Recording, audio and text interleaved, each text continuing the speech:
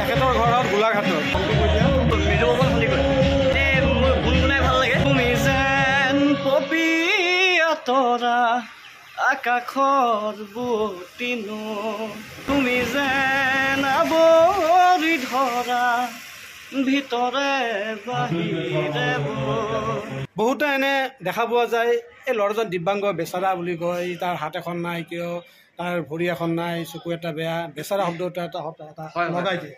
সেইকাৰণে দিব্যাংগসকলৰ কাৰণে ভাৰত চৰকাৰে এখন আইন বনাই থোৱা আছে, যোনখনৰ বিষয়ে মানুহে পঢ়ি জ্ঞাত হওক যে আমাৰ কাৰণে তুচ্ছ তাচ্ছিল্য মন্তব্য, লগতে তুলনামূলক মন্তব্য বা এই ছ'চিয়েল মিডিয়াত যিবোৰ লিখি ফুৰে তেনেকুৱা ধৰণৰ যাতে কাৰ্যসূচী কাৰ্য নহয়। বিশেষকৈ দেখি থাকোঁ আমি সমাজত।